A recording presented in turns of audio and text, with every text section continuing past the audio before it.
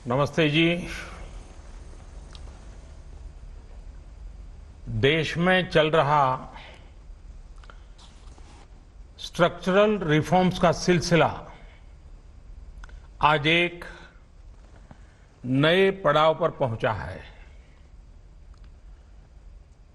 Transparent taxation, honouring the honest,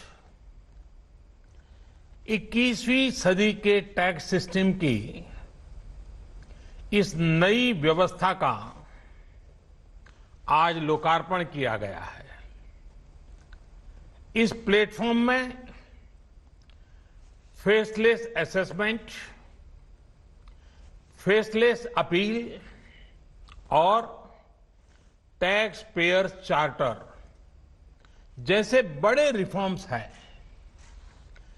faceless assessment और tax payers charter आज से ही लागू हो गए हैं, जबकि फेसलेस अपील की सुविधा 25 सितंबर यानी दीनदयाल उपाध्याय जी के जन्मदिन से पूरे देश भर में नागरिकों के लिए उपलब्ध हो जाएगी। अब टैक्स सिस्टम भले ही फेसलेस हो रहा है, लेकिन टैक्स पेयर को ये फेयरनेस और फियरलेसनेस का विश्वास देने वाला है। ये सभी टैक्स पेयर्स को इस महत्वपूर्ण तोहफे के लिए मैं बहुत बहुत बधाई देता हूं और इनकम टैक्स विभाग के सभी अधिकारियों को, हर छोटे मोटे कर्मचारी को भी बहुत बहुत शुभकामनाएं देता हूं।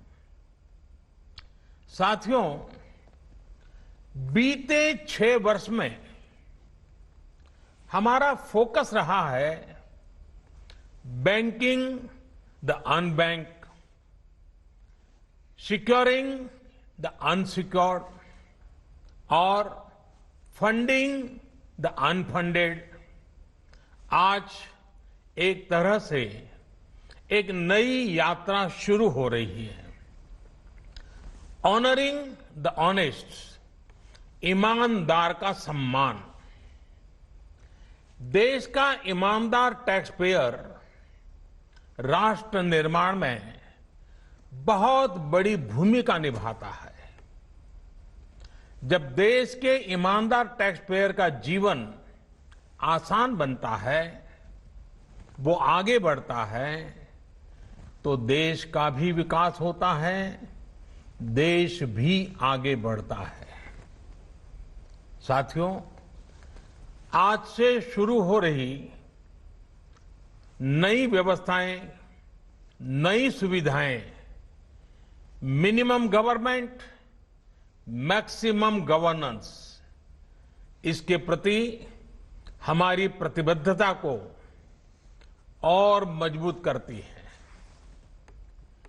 ये देशवासियों के जीवन से सरकार को, सरकार के दखल को कम करने की दिशा में भी एक बड़ा कदम है। साथियों, आज हर नियम कानून को, हर पॉलिसी को प्रोसेस और पावर सेंट्रिक अप्रोच से बाहर निकालकर उसको पीपल सेंट्रिक और पब्लिक फ्रेंडली बनाने पर बल दिया जा रहा है। ये नए भारत के नए गवर्नेंस मॉडल का प्रयोग है और इसके सुखद परिणाम भी देश को मिल रहे हैं। आज हर किसी को ये एहसास हुआ है कि शॉर्टकट्स ठीक नहीं है। और हमारे यहां तो रेलवे स्टेशन पे लिखा जाता है shortcut will you cut you short. गलत तौर तरीके अपनाना सही नहीं है। वो दौर अब पीछे चला गया है। अब देश में माहौल इस ओर आगे बढ़ रहा है कि कर्तव्य भाव को सर्वोपरि रखते हुए सारे काम होने चाहिए।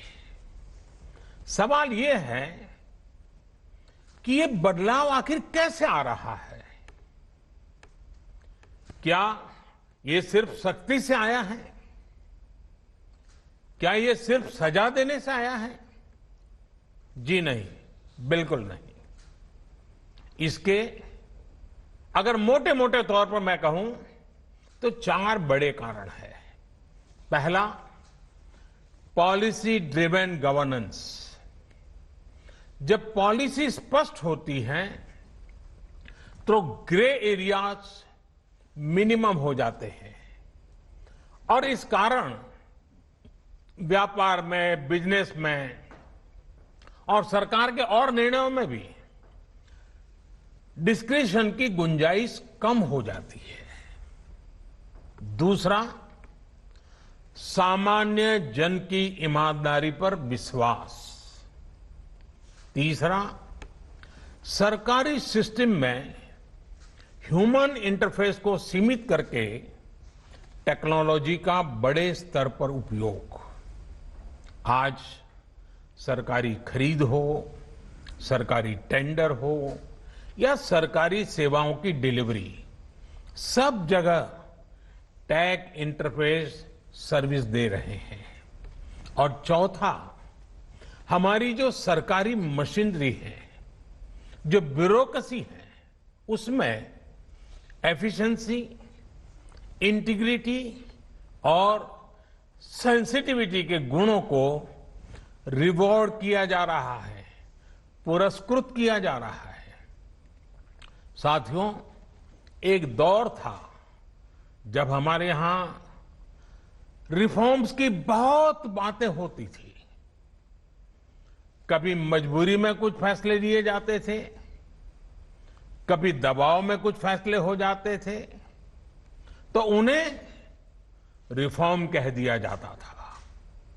इस कारण इच्छित परिणाम नहीं मिलते थे। अब ये सोच और अप्रोच दोनों बदल गई है। हमारे लिए रिफॉर्म का मतलब है रिफॉर्म नीति आधारित हो, टुकड़ों में नहीं हो, होलिस्टिक हो और एक रिफॉर्म दूसरे रिफॉर्म का आधार बने, नए रिफॉर्म का मार्ग बनाए। और ऐसा भी नहीं है कि एक बार रिफॉर्म करके रुक गए। ये निरंतर सतत चलने वाली प्रक्रिया है। बीते कुछ वर्षों में देश में 1,500 से ज्यादा कानूनों को समाप्त किया गया है। ईज ऑफ डूइंग बिजनेस की रैंकिंग में भारत आज से कुछ साल पहले 134वें नंबर पर था। आज भारत की रैंकिंग 63 है। रैंकिंग में इतने बड़े बदलाव के पीछे अनेकों रिफॉर्म्स हैं, अनेकों नियमों कानूनों में बड़े परिवर्तन है।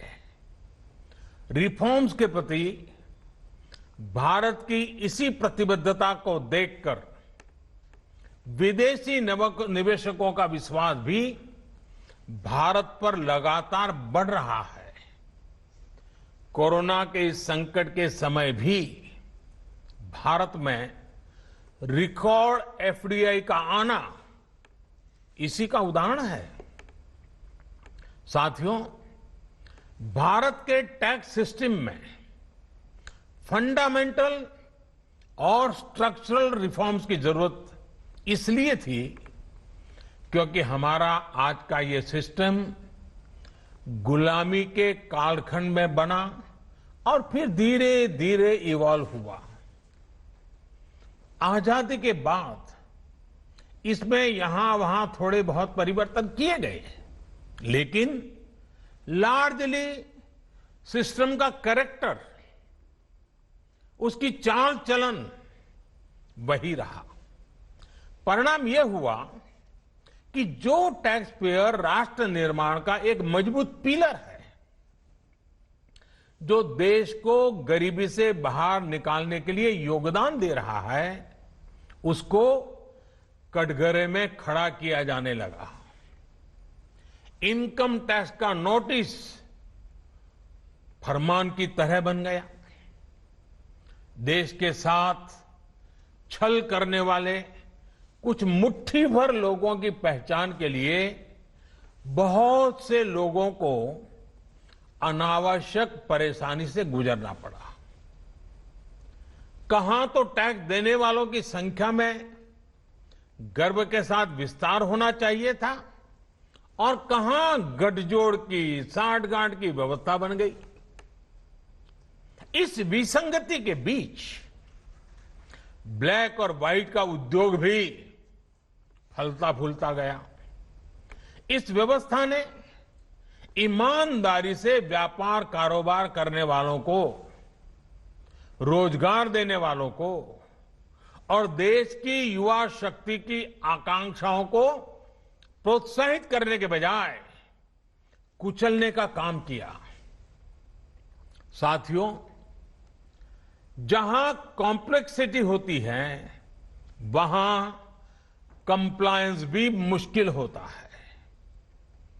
कम से कम कानून हो, जो कानून हो वो बहुत स्पष्ट हो, तो टैक्स पेयर भी खुश रहता है और देश खुशहाल होता है। बीते कुछ समय से यही काम करने की दिशा में एक के बाद एक कदम उठाए जा रहे हैं। अब जैसे दर्जनों टैक्सेस की जगह जीएसटी आ गया, रिटर्न से लेकर रिफंड की व्यवस्था को पूरी तरह से ऑनलाइन किया गया। जो नया स्लैब सिस्टम आया है, उसमें बेवजह के कागजों और दस्तावेजों को जुटाने की मजबूरी से मुक्ति मिल गई है। यही नहीं, पहले 10 लाख रुपए से ऊपर के विवादों को लेकर सरकार हाई कोर्ट और सुप्रीम कोर्ट पहुंच जाती थी। अब हाई कोर्ट में 1 करोड़ रुपए तक के और सुप्रीम कोर्ट में 2 करोड़ रुपए तक के केस की सीमा तय की गई है। विवाद से विश्वास जैसी योजना से कोशिश ये है कि ज्यादातर मामले कोर्ट से बाहर ही सुलझ जाए। इसी का नतीजा है कि बहुत कम समय में ही करीब 3 लाख मामलों को सुलझाया जा चुका है। साथियों, प्रक्रियाओं की जटिलताओं के साथ साथ देश में टैक्स भी कम किया गया है। 5 लाख रुपए की आय पर अब टैक्स 0 है। बाकी स्लैब में भी टैक्स कम हुआ है। कॉरपोरेट टैक्स के मामले में हम दुनिया में सबसे कम टैक्स लेने वाले देशों में से एक हैं। साथियों, कोशिश ये है कि हमारी टैक्स प्रणाली सीमलेस हो, पेनलेस हो, फेसलेस हो। सीमलेस यानी टैक्स एडमिनिस्ट्रेशन हर टैक्स पेयर को उलझाने के बजाय समस्या को सुलझाने के लिए काम करे। पेनलेस यानी टेक्नोलॉजी से लेकर रूल्स तक सब कुछ सिंपल हो। फेसलेस यानी टैक्स पेयर कौन है और टैक्स ऑफिसर कौन है, इससे मतलब ही नहीं होना चाहिए। आज से लागू होने वाले ये रिफॉर्म्स इसी सोच को आगे बढ़ाने वाले हैं। साथियों, अभी तक तो होता ये है कि जिस शहर में हम रहते हैं उसी शहर का टैक्स डिपार्टमेंट हमारी टैक्स से जुड़ी सभी बातों को हैंडल करता है।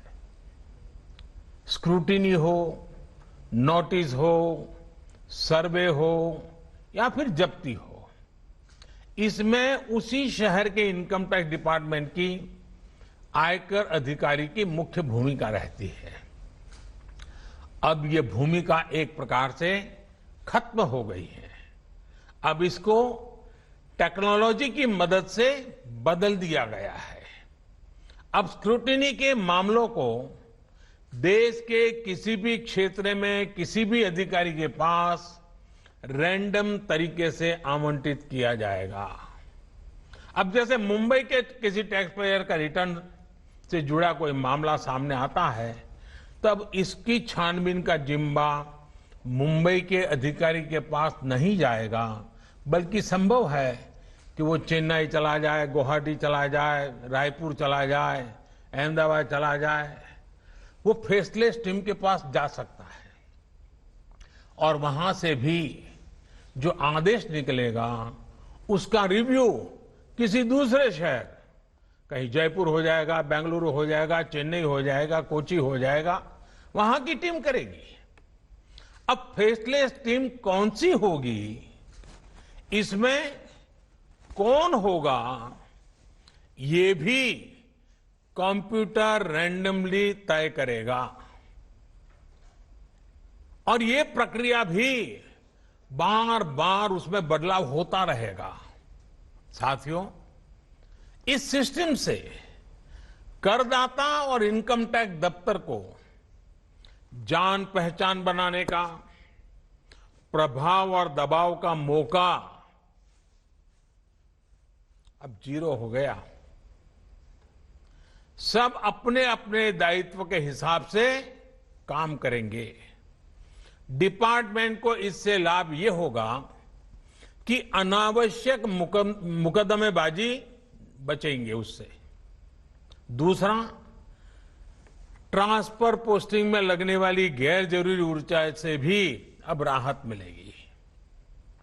इसी तरह टैक्स से जुड़े मामलों की जांच के साथ साथ अपील भी अब फेसलेस होगी। साथियों, इस एक महत्वपूर्ण रिफॉर्म के साथ साथ आज भारत एक बहुत महत्वपूर्ण कदम उठा रहा है और वो है टैक्स पेयर चार्टर। ये टैक्स पेयर चार्टर भी देश की विकास यात्रा में बहुत बड़ा कदम है और टैक्स पेयर के लिए अधिकार और कर्तव्य दोनों को संतुलित करने का और सरकार की जिम्मेवारी पक्की करने का ये बहुत अहम कदम है। टैक्स पेयर को इस स्तर का सम्मान और सुरक्षा देने वाले दुनिया में बहुत कम देश है, गिने चुने देश हैं। लेकिन अब भारत भी इस महत्वपूर्ण कदम की ओर अपने आप को ले जाकर के उसमें शामिल हो गया है। अब टैक्स पेयर को उचित, विनम्र और तर्क संगत व्यवहार का भरोसा दिया गया है। यानी आयकर विभाग को अब टैक्स पेयर की डिग्निटी का संवेदनशीलता के साथ ध्यान रखना होगा। अब टैक्स पेयर की बात पर विश्वास करना होगा। डिपार्टमेंट उसको बिना किसी आधार के ही शक की नजर से नहीं देख सकता। अगर किसी प्रकार का संदेह है भी तो टैक्स पेयर को अब अपील और समीक्षा का भी अधिकार दिया गया है। साथियों, अधिकार हमेशा दायित्वों के साथ आता है, कर्तव्यों के साथ आते हैं।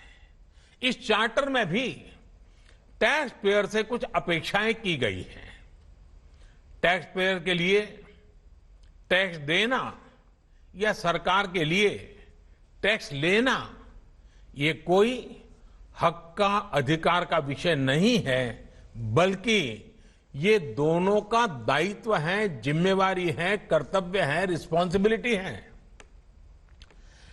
टैक्स पेयर को टैक्स इसलिए देना है क्योंकि उसी से सिस्टम चलता है। देश की एक बड़ी आबादी के प्रति देश अपना फर्ज निभा सकता है और उज्जवल भविष्य की ओर कदम भी रख सकता है। इसी टैक्स से खुद टैक्स पेयर को भी तरक्की के लिए, प्रगति के लिए बेहतर सुविधाएं और इंफ्रास्ट्रक्चर मिल पाता है। वहीं सरकार का ये दायित्व है कि टैक्स पेयर की पाई पाई का सदुपयोग करे। ऐसे में आज जब करदाताओं को सुविधा और सुरक्षा ये दोनों मिल रही हैं, तो देश भी हर टैक्स पेयर से अपने दायित्वों के प्रति ज्यादा जागरूक रहने की अपेक्षा करता है। साथियों, देशवासियों पर भरोसा, इस सोच का प्रभाव कैसे जमीनी पर नजर आता है, ये समझना भी बहुत जरूरी है। वर्ष 2012-13 में जितने टैक्स रिटर्न होते थे उसमें से 0.94% की स्क्रूटनी होती थी। वर्ष 2018-19 में ये आंकड़ा घटकर 0.26% पर आ गया है। यानी केस की स्क्रूटनी करीब करीब 1/4 हो गई है, 4 गुना कम हुई है। स्क्रूटनी का 4 गुना कम होना अपने आप में बता रहा है कि बदलाव कितना व्यापक है। साथियों, बीते 6 वर्षों में भारत ने टैक्स एडमिनिस्ट्रेशन में गवर्नेंस का एक नया मॉडल विकसित होते देखा है। We have decrease complexity, decrease taxes, decrease litigation, increase transparency, increase tax compliance, increase trust on the taxpayer. साथियों, इन सारे प्रयासों के बीच बीते 6-7 साल में इनकम टैक्स रिटर्न भरने वालों की संख्या में करीब 2.5 करोड़ की वृद्धि हुई है। ये वृद्धि तो बहुत बड़ी है, लेकिन इस बात का हम इनकार नहीं कर सकते हैं कि इसके बावजूद भी 130 करोड़ के देश में ये बहुत कम है, बहुत कम है। इतने बड़े देश में सिर्फ 130 करोड़ में से 1.5 करोड़ साथी ही इनकम टैक्स जमा करते हैं। 130 करोड़ में 1.5 करोड़। मैं आज देशवासियों से भी आग्रह करूंगा, जो सक्षम है उनको भी आग्रह करूंगा, भिन्न भिन्न करके व्यापार उद्योग के संगठन चलाते हैं उनको भी आग्रह करूंगा। इस पर हम सबको चिंतन करने की जरूरत है। देश को आत्मचिंतन करना होगा और ये हमारा आत्मचिंतन ही आत्मनिर्भर भारत के लिए आवश्यक है, अनिवार्य है। और ये जिम्मेदारी सिर्फ टैक्स डिपार्टमेंट की नहीं है, ये जिम्मेवारी हर हिंदुस्तानी की है, हर भारतीय की है जो टैक्स देने में सक्षम है, लेकिन अभी वो टैक्स नेट में नहीं है। वो स्वप्रेरणा से अपने आत्मा को पूछे, आगे आए। और अभी 2 दिन के बाद 15 अगस्त है। आजादी के लिए मरने मिटने वालों को जरा याद कीजिए। आपको लगेगा, हां, मुझे भी कुछ न कुछ देना चाहिए। आइए विश्वास के, अधिकारों के, दायित्वों के इस महत्वपूर्ण भावना का सम्मान करते हुए, इस प्लेटफॉर्म का सम्मान करते हुए नए भारत, आत्मनिर्भर भारत के संकल्प को सिद्ध करें। एक बार फिर देश के वर्तमान और भावी ईमानदार टैक्स पेयर को बहुत बहुत बधाई देता हूं, शुभकामनाएं देता हूं। और ये पहल, ये बहुत बड़ा फैसला लिया गया है। इनकम टैक्स के अधिकारियों को भी जितनी बधाई दे उतनी कम है। हर टैक्स पेयर ने इनकम टैक्स अधिकारियों को भी बधाई देनी चाहिए, क्योंकि एक प्रकार से उन्होंने अपने आप पर बंधन डाले हैं। अपने खुद की ताकत को, अपने अधिकारों को उन्होंने खुद ने काटा है। अगर इनकम टैक्स डिपार्टमेंट के अधिकारी इस प्रकार से आगे आते हैं तो किसको गर्व नहीं होगा। हर देशवासी को गर्व होना चाहिए। और पहले के जमाने में शायद टैक्स के कारण कुछ समस्याएं होगी, लोगों ने टैक्स देने के रास्ते पर जाना पसंद नहीं किया होगा। अब जो रास्ता बना है वो टैक्स देने की तरफ जाने का आकर्षक रास्ता बना है। और इसलिए आइए भव्य भारत के निर्माण के लिए इस व्यवस्था का लाभ भी उठाएं और इस व्यवस्था को जोड़ने के लिए आगे भी आए। मैं फिर एक बार आप सबका बहुत बहुत धन्यवाद करता हूं, अनेक अनेक शुभकामनाएं देता हूं। निर्मला जी और उनकी पूरी टीम को भी मैं बहुत धन्यवाद करता हूं कि एक के बाद एक देश के उज्जवल भविष्य के लिए लंबे अरसे तक प्रभाव पैदा करने वाले अनेक सकारात्मक निर्णयों का नेतृत्व कर रहे हैं। मैं फिर एक बार सबको बधाई देता हूं, सबका धन्यवाद करता हूं।